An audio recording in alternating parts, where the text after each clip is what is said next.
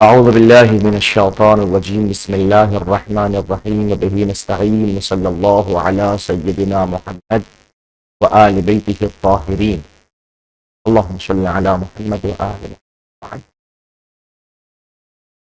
قال رسول الله صلى الله عليه وآله وسلم الناس يعلمون في الدنيا على قدر منازلهم في الجنة.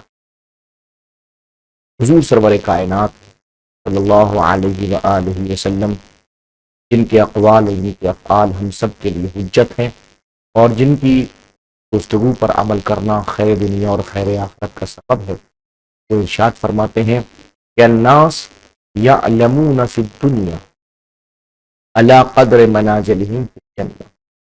لوگ دنیا میں عمل کرتے ہیں اس اعتبار سے ان کی جنت میں نازل معین، یعنی جنت میں جانے کا راستہ کہیں اور سے ہو کے نہیں جاتا، اس دنیا سے ہو کے جاتا ہے. اور یہ دنیا در حقیقت ہمیں معین کرتی ہے کہ یہ راستہ اہل جنت کا ہے، اہل جہنم. لیکن وہاں اس کی منزل، اس کا مرتبہ، اس کی عظمت بلندتر ہے. وہ سب کچھ اس دنیا میں عمل سے، لہذا ہمارا عمل اگر بہتر ہوگا تو ہم جنت میں بلندتر مقام پہ. ہم سب کے اعمال کو درست کرنے کی ہم سب کو توفیق. الرابع ما يجب مرتبا على غيره مخيرا بينه وبين غيره. چوتھے کفارے اس منزل کے اوپر کون کون سی کیفیت کے ساتھ میں سامنے آ رہے ہیں، چوتھی قسم سامنے آ رہی ہے. ما یجب، جو واجب ہوتا ہے، مگر وجوب کیسے ہوتا ہے؟ مرتباً، ترتیب کے اعتبار سے، علی غیرہی، غیر کے اوپر. یہاں ترتیب جو ہے ترتب غیر کے اوپر ہو رہا ہو، مگر کیسے؟ مخیرن، تبھی اختیار دیا شریعت نے آپ کو، بینہو، کہ آپ اس کو اختیار کر لیں، وہ بین غیرہی، چاہے اس کے غیر کو آپ اختیار کر لیں، چاہے اس کو چاہے اس کو. اب وہ کس کا؟ وہو کفارۃ الواتی، وہ ایک واتی کا کفارہ ہے، وتی کرنے والے کا، مجامعت کرنے والے کا کفارہ ہے. امتہ المحرمہ باذنہ، جس نے کسی کنیز کے ساتھ وتی کی، المحرمہ، جو اس کے اوپر حرام تھی، باذن ہی، اس کے اذن سے، ٹھیک ہے نا، اس کے اذن سے اس نے اس منزل کے اوپر اس نے کر لیا آپ سے. اب یہاں کفارہ کیا ہے؟ پہلے تو کفارہ اس کا اس منزل کے اوپر یہ ہے کہ وہ جی وہو کفارۃ الواتی امتہ المحرمہ باذنہ، وہ ایک واتی کا کفارہ ہے کہ جو وتی کرنے والے نے ایک کنیز کے ساتھ میں کیا، اور کنیز کون؟ جو اس کے اوپر حرام تھی، باذن، اس کی اذن تھے، ٹھیک ہے نا. ہاں، اب یہاں پہ کفارہ جو آئے گا پہلی منزل کے اوپر کا کفارہ یہ ہو جائے گا کہ وہ بدنہ دے، یعنی کہ ایک اونٹ کی قربانی پیش کرے، یا یہ کہ وہ بقرہ دے، یا یہ کہ وہ ایک شاد دے.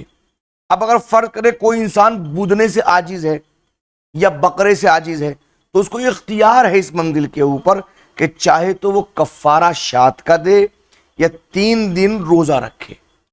تو اب یہاں پر صوم کا ترتب غیر صوم پر ہے کہ اگر وہ انسان جو ہے کفارہ شاد کا نہیں دے سکتا تو 3 دن روزہ رکھے گا.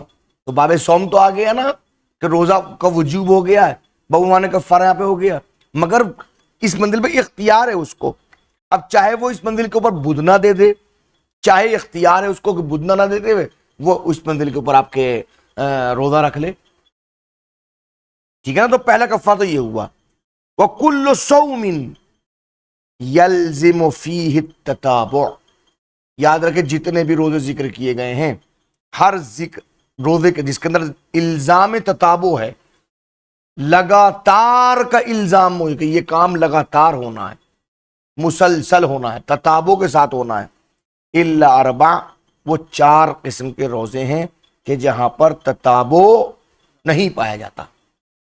صوم النذر المجرد عن التتابع، ایک نذر کے روزے جس کے اندر نذر میں آپ نے پہلے ہی تتابع کو الگ کر دیا، میں یہ کام اگر ہو گیا 5 دن روزے رکھوں گا مگر لگاتار نہیں، کام ہو گیا اب روزے آپ کے 5 دن واجب ہو گئے، ایک آپ نے آج رکھ لیا، 2 دن بعد دوسرا رکھ لیا، 5 دن بعد تیسرا رکھ لیا، 10 دن بعد چوتھا رکھ لیا، 1 دن کے بعد پھر آپ نے 5 رکھ لیا۔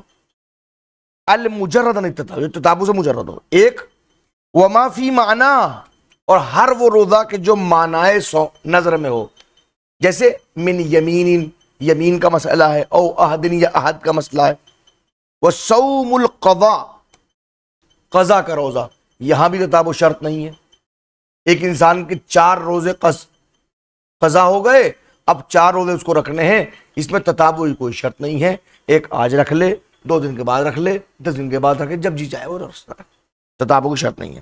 وصوم جزاء الصید، ایک وہ روزہ جو شکار کی جزا میں رکھا جاتا ہے، کیا مطلب، نہیں آپ حج کرنے کے لیے، عمرہ کرنے کے لیے گئے اور آپ تھے حالت احرام میں آپ نے کر لیا شکار کیا، اب آپ کے اوپر کفارہ جزاء الصید ہے، اس میں روزے رکھنے، ان روزوں کے اندر شرط تتابع نہیں ہے، بات واضح ہوئی۔ وَالسَّبْعَ فِي بَدَلِ الْحَدِيِ، اور 7 روزے وہ جو ہدی کے بدلے میں رکھے جاتے ہیں۔ ہدی کسے کہتے ہیں؟ ہدی کہتے ہیں قربانی کو۔ آپ جب یہاں سے جا رہے ہیں اور حج کرنے کے جا رہے ہیں تو آپ کو حج کا ایک رکن جو ہے وہ قربانی بھی ہے، فرض کی جگہ پیسے ہی نہیں ہیں، تو آپ کیا کریں گے؟ 10 روزے رکھیں گے، 3 روزے سفر میں رکھے جا سکتے ہیں وہی، اور 7 روزے گھر آنے کے بعد رکھے جائیں گے، تو یہ 7 روزے جو بدلے ہدی رکھے جا رہے ہیں وہ حج کی قربانی کے بدلے میں رکھے جا رہے ہیں، اس میں تتابع نہیں ہے۔ وَكُلُّ مَا يَشْتَرِطُ فِيهِ التَّتَابُعُ، اور ہر وہ روزہ جس کے اندر تتابع کی شرط ہے، اذا افطر فی اثنائہ، اگر اس روزے کے درمیان میں آپ نے افطار کر لیا، اور یہ افطار کیسا، لعذر، یہ تو کسی عذر کی بنیاد پر ہے، بنا عند زوالہ، تو جب وہ عذر زائل ہو جائے گا آپ اس کی بنا رکھ دیں گے۔ کیا مطلب؟ فرض کیجئے 60 روزے جو کفارے کے واجب ہوتے ہیں اس میں تتابع کی شرط ہے، اور تتابع کے اندر اس میں 31 دن تک روزے رکھنے ہیں، اب 31 دن تک تو رکھنی ہے، باقی 29 دن جو باقی بچتے ہیں اس میں آپ گیپ کر سکتے ہیں۔ اب آپ کفارے کے روزے رکھ رہے تھے، 18 رکھ لیے تھے آپ نے، یا 10 رکھ لیے تھے آپ نے، اگر آپ جان بوجھ کو چھوڑ دیں تو وہ 10 کے 10 ختم ہو گئے، پھر دوبارہ رکھنا، چونکہ تتابع کی شرط ہے، پے در پے تو آپ کو 31 روزے رکھنے ہی رکھنے ہیں، اب 10 رکھ لیے اور بغیر کسی عذر کے چھوڑ دیے تو 10 کے 10 ختم ہو گئے، اب دوبارہ سے رکھیے۔ لیکن اب جو آپ نے چھوڑا ہے یا ترک کیا ہے وہ ایک عذر کی بنیاد پہ ہوا کہ بہت ضروری آپ کو سفر اختیار کرنا پڑا، سفر میں آپ نہیں رکھ سکتے، شرعی عذر تھا، عذر کی بنیاد پر آپ نے سفر اختیار کیا، روزہ چھوٹ گیا آپ کا، تو اب کہہ رہے ہیں بنا عند زوالہ، جب وہ عذر زائل ہو جائے گا آپ اس کی بنا رکھیں گے۔ 10 رکھے تھے، 2 دن سفر کے چلے گئے، واپس آئیے، 11واں روزہ رکھ لیجیے آپ، بات واضح ہو گئی۔ وَإِنْ أَفْطَرَ لِغَيْرِ عُذْرٍ، اور اگر انسان افطار کرے بغیر عذر کے، استأنفا، تو اب دوبارہ سے شروع ہو جائے، وہ جتنے روزے رکھے تھے وہ سب ختم ہو گئے، دوبارہ رکھیں گے۔ إِلَّا ثَلَاثَةَ مَوَاضِعَ، لیکن ہاں جناب علی 3 قسم کے مواقع ایسے ہیں، 3 جگہیں ایسی ہیں کہ جہاں پر آپ اس منزل کے اوپر استأنف کی منزلیں نہیں ہوں گی، ٹھیک ہے نا۔ اب عذر کوئی چاہے مرض ہو سکتا ہے، تقیہ ہو سکتا ہے، سفر ہو سکتا ہے، وغیرہ کچھ بھی ہو سکتا ہے۔ کون سے؟ من وجب علیہ صوم شہرین متتابعین، ایک ایسا انسان جس کے اوپر 2 مہینے لگاتار روزے رکھنے واجب ہے، متتابعین، ٹھیک ہے نا۔ فصام شہرن، تو اس نے ایک مہینہ روزہ رکھ لیا، وَمِنَ الثَّانِ شَيْئًا، اور دوسرے مہینے میں کچھ رکھ لیا، یعنی ایک ہی روزہ رکھ لیا، وَلَوْ يَوْمًا، چاہے وہ ایک دن رکھا ہو، بنا، تو اب وہ چھوڑ سکتا ہے، بغیر عذر کے بھی چھوڑ سکتا ہے۔ 31 روزے رکھ کے وہ چھوڑ دیا، پھر رکھنا شروع کر دیے، پھر چھوڑ دیا، پھر رکھنا، وہ ہو سکتا ہے۔ وَلَوْ کان قبل ذلک استأنف، لیکن اگر وہ 31 دن سے پہلے چھوڑتا ہے بغیر عذر کے، استأنف، یعنی تمام روزے باطل ہو گئے، اس کو دوبارہ سے روزے رکھنے پڑے۔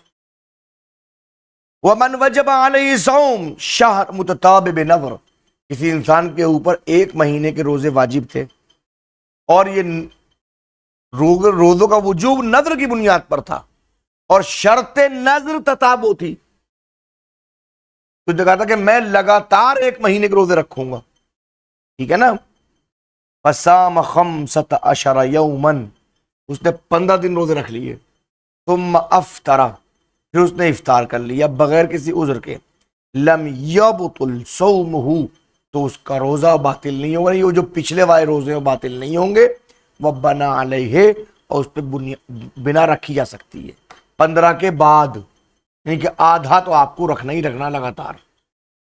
وَلَوْ كَانَ قَبْلَ ذَلِكَ اسْتَأْنَفَ، اور اگر وہ 14 کے بعد میں 15ویں دن ہی گیپ کر دیتا ہے بغیر کسی عذر کے، استأنفا، تو پچھلے سارے کے سارے باطل ہو گئے، اس کو دوبارہ سے رکھنے پڑیں۔ وَفِي صَوْمِ 3 أَيَّامٍ عَنِ الْحَدِيِ، اور 3 دن روزے حدی کے بدلے کے، وہی قربانی کے بدلے کے، یہ کہاں رکھنے؟ یہ وہیں رکھنے حج میں 3 دن۔ ان صام یوم الترویہ و عرفہ، اگر کوئی انسان یوم الترویہ میں رکھ لے اور عرفے میں رکھ لے، یوم الترویہ کہلاتا ہے 8 ذی الحجہ، 8 ذی الحجہ 3 روزے رکھنے نا، اس کو 3 واجب میں اس کو وہیں رکھنے، دیکھو اس نے 8 تاریخ کو روزہ رکھ لیا، 9 تاریخ کو یوم عرفہ ہوا، اس دن روزہ رکھ لیا، 10 تاریخ کو پڑ گئی یوم عید، یوم عید میں روزہ رکھنا حرام ہے، 2 ہو گیا نا اس نے۔ تو کہ انسان یوم الترویہ و عرفہ، اگر کسی نے یوم الترویہ میں یعنی 8 ذی الحجہ میں روزہ رکھ لیا اور یوم عرفہ 9 ذی الحجہ میں روزہ رکھ لیا، ثم افطر یوم النحر، پھر قربانی کے دن اس نے افطار کر لیا، جازہ، تو جائز ہے کہ ان یبنا بعد انقضاء ایام التشریق، کہ ایام تشریق کے گزرنے کے بعد وہ انسان بنا رکھ سکتا ہے، ایام تشریق کے بعد میں، ٹھیک ہے نا، نہیں 11، 12 اور 13 ذی الحجہ کو ایام تشریق کہا جاتا ہے، ان دنوں گزرنے کے بعد وہ 14 تاریخ کو روزہ رکھ سکتا ہے۔ وَلَوْ كَانَ أَقَلَّ مِنْ ذَلِكَ، لیکن کسی نے فرض کیا روزہ رکھا ہی 9 تاریخ کو، 9 ذی الحجہ کو، اور اب آگے جناب علی یوم النحر، تو کیا ہوا؟ استأنفا، تو اس کو دوبارہ سے رکھنا، وہ جو ایک رکھا تھا وہ باطل ہو گیا، اس کو دوبارہ رکھنا پڑے گا۔ وَقَضَى لَوْ فَصَلَ بَيْنَ الْيَوْمَيْنِ وَالثَّالِثِ، ایسی کوئی انسان فصل کرے 2 دن اور تیسرے دن درمیان میں، بے افطار غیر العید، عید کے علاوہ، یعنی فرض کیجئے اس نے وہیں روزہ رکھنا تھا، اس کو حدی کے بعد 3 دن روزے وہیں رکھنے تھے اس کو، اس نے کیا کام؟ ایام تشریق گزارنے کے بعد میں کیا کام کیا؟ 14، 15 کو روزہ رکھ لیا اور پھر افطار کر رہا ہے، تو بنا رکھ سکتا ہے، کوئی بات نہیں، چونکہ 2، 3 میں سے 2 لگاتار ہو گئے، لیکن اس نے ایک رکھا ہے اور پھر افطار کر لیا، یعنی گیپ ڈال دیا، تو وہ باطل ہو جائے گا۔ استأنف، اذن وہ بھی استئناف کرے گا، وَأُلْحِقَ بِهِ انشاءاللہ بعد میں۔ وصلی اللہ علی محمد وآل بیتہ الطاہرین۔